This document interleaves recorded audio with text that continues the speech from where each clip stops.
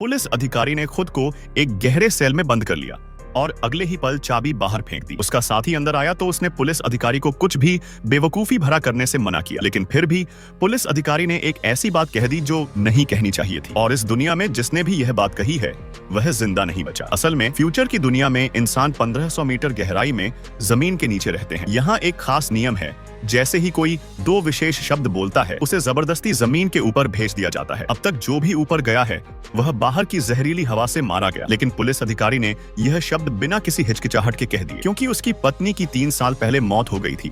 और उस दिन उसकी पत्नी ने चिल्लाकर कहा था कि बाहर की दुनिया असल में जीने के लिए बिल्कुल अनुकूल है। जो भी हम स्क्रीन पर देखते हैं, धूल मट्टी, तबाही, वह सब लीडर द्वारा जानबूझकर बनाया गया भ्रम है। इसका मकसद है लोगों को हमेशा के लिए अंदर कैद रखना। लेकिन किसी ने भी उसकी पत्नी की बातों पर ध्यान नहीं दिया तो उसने वह वाक्य कह दिया जिससे निर्वासन तय हो जाता है, और ऐसे ही उसे अपने ही हाथों से पत्नी को जमीन के ऊपर भेजना पड़ा। लोगों ने एक लाइव प्रसारण के जरिए एली को जाते हुए देखा। जब एली बाहर निकली तो उसने अपनी ऊनी टोपी से कैमरे की धूल साफ की। लोगों को लगा कि शायद अब बाहर जिंदा रहा जा सकता है, लेकिन वह कुछ ही कदम चली थी कि जमीन पर गिर पड़ी और हिल भी नहीं सकी, और फिर से लोगों की सारी उम्मीदें टूट गई। लेकिन सिर्फ पुलिस अधिकारी को यह बात पता थी कि जाने से पहले उसकी पत्नी ने कहा था, अगर बाहर की दुनिया में जीना संभव हुआ तो मैं पीछे मुड़कर कैमरे को टोपी से साफ करूंगी, लेकिन अगर वह मर गई तो जरूर कोई और वजह रही होगी। सच्चाई जानने के लिए पुलिस अधिकारी ने भी वह निषिद्ध वाक्य बोला।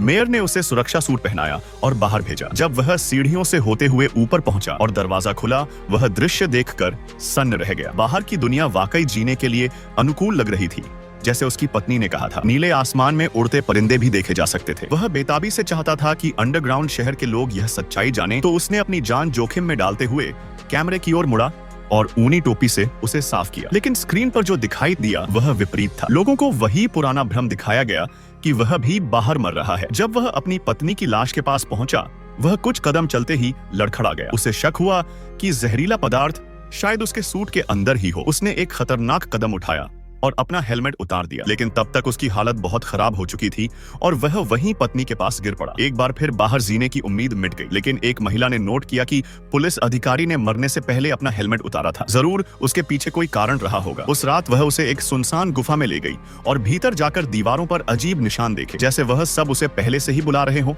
फिर उसने एक सुरंग से होते हुए एक प्लेटफॉर्म तक पहुंचाया। यहाँ एक विशाल खुदाई करने वाली मशीन थी। उसका मानना था कि पहले खुदाई में हादसा हुआ और सब कुछ कीचड़ से भरकर बंद कर दिया गया। वह और पुलिस अधिकारी दीवार से लगी सीढ़ियों से नीचे उतरे, एक छोटे से बॉक्स से कैमरा निकाला और एक फिशिंग लाइन के सहारे आगे बढ़े। आखिर में उन्होंने एक लोहे की प्लेट के पीछे से कपड़े में लिपटा हुआ हार्ड ड्राइव निकाला। यह वही ड्राइव थी जिसे उसकी पत्नी ने खोजा था। उसमें असली शव था, असली दुनिया की वीडियो और हैंड राइटन नोट्स। पुलिस अधिकारी ने सब कुछ साथ लिया और जला दिया, लेकिन महिला खुश नहीं थी। वह मुस्कुराई और बोली, अगर तुमने अपनी पत्नी की बात मानी होती तो शायद आज जिंदा होती। यह सुनकर वह गुस्से में आ गया, क्योंकि वह महिला असल में उसकी पत्नी की बहन थी। पुलिस अधिकारी ने उसे चुप रहने को कहा कि अगर किसी को पता चला तो वे दोनों मारे जाएंगे। वह हार्ड ड्राइव और नोटबुक लेकर वापस लौट गया, लेकिन फिर उसे सूचना मिली कि पुलिस अधिकारी को निर्वासित कर दिया गया है। वह उसी प्लेटफॉर्म पर फिर आई। उसे लगा कि सुरंग पुलिस अधिकारी के पैरों के नीचे छिपी थी। सुरंग के नीचे पानी भर चुका था। उसे गहरे पानी से डर था, लेकिन फिर भी उसने हिम्मत की, रस्सी बांधी और हेडलाइट के साथ नीचे उतर रही थी,